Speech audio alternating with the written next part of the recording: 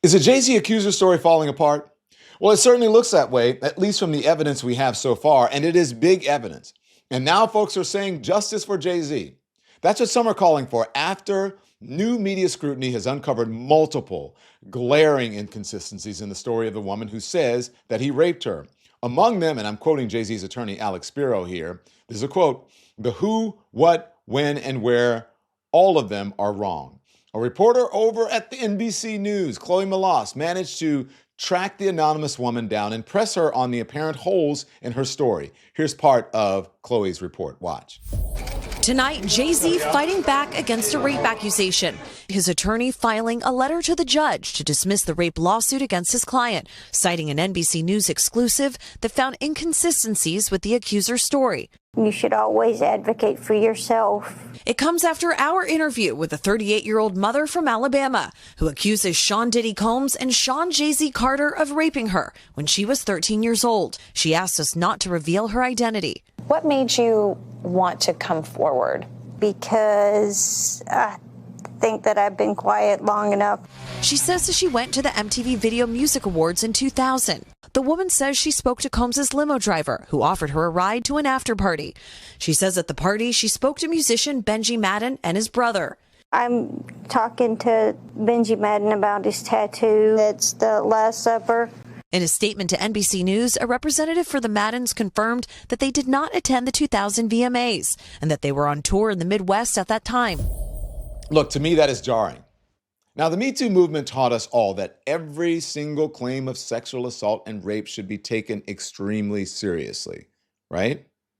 It also taught us that inconsistencies in such claims should also be taken extremely seriously. And as always, innocent until proven guilty.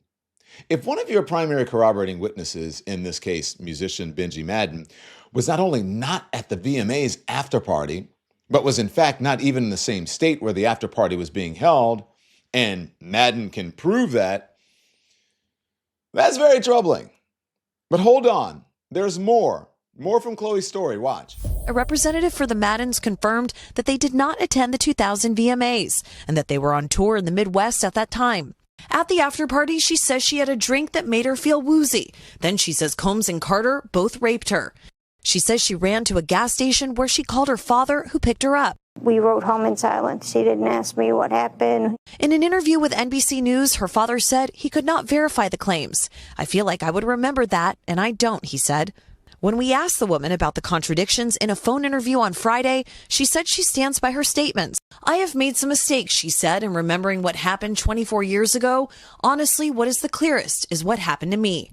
In a statement to NBC News, Sean Carter said, "This incident didn't happen. True justice is coming. We fight from victory, not for victory." A representative for Combs called the suit a shameless money grab. Is any part of you scared coming out against such powerful people? I'm scared of what could happen, but I'm more afraid of letting it eat me alive from the inside out. Now, the one thing that the NBC News report neglected to mention is that it is not just the case that the accuser's father doesn't recall picking her up that night back in 2000, 24 years ago. He also expressed explicit doubt about his own daughter's claim. You see, according to their address at the time, her father would have had to have driven more than 5 hours from their home to pick her up at the Lotus nightclub in New York City, where the after party was being held. They would then have to drive 5 hours back. 10 hours, right? The accuser's father told reporters, quote, "I feel like I would remember that, and I don't. I have a lot going on, but I mean, a 10-hour drive is something that would definitely stick in your mind," end quote.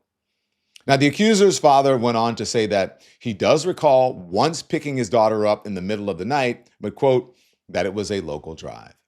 In addition to it being unclear how the accuser got back to her house following the after party, she has no corroborated explanation as to how she got to the party to begin with.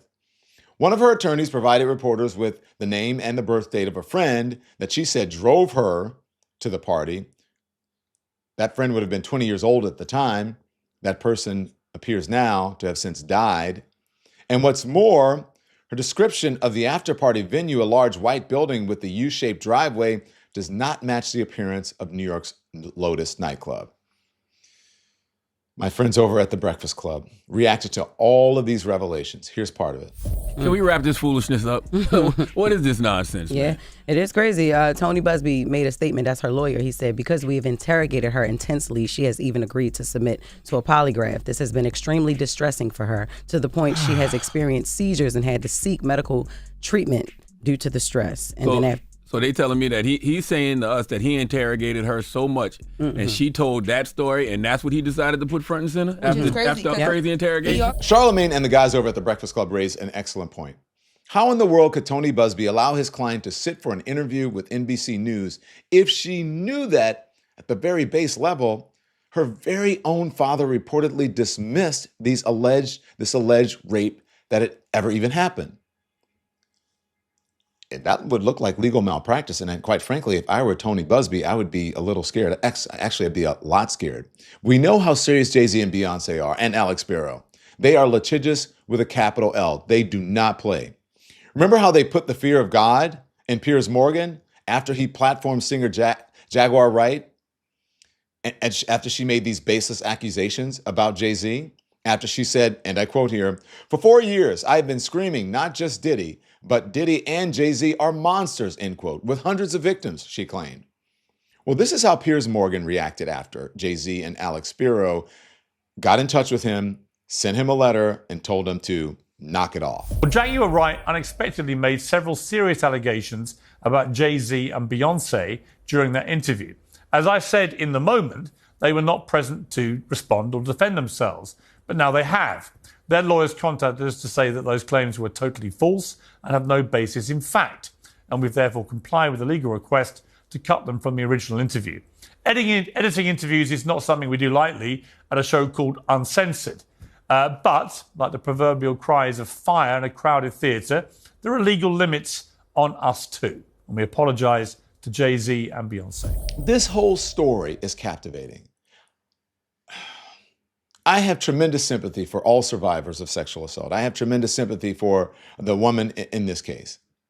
Although I think that we all must recognize the growing inconsistencies in her story that make it hard to believe. I hate to say that, but it does.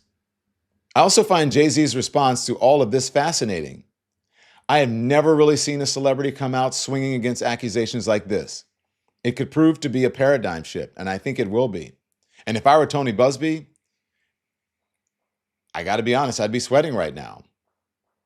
I don't know what you think, but let me know in the comments. We are thrilled to have you as one of our watchers, so thank you so much for tuning in. Make sure you hit the like button and the subscribe button as well, and that way you can be notified about all of our new content. There's plenty of it for you. We're live every day at 10 a.m. Eastern Time. We drop more videos at 2 p.m. Eastern and at 5 p.m. And if you want even more Don Lemon Show content, we'd love for you to become a member of the Lemon Nation, of the Lemon community. Members receive access to special community posts, exclusive content, and live shows. So just head right over to our channel page or click the join button on this video. Again, thank you for watching, and we'll see you next time.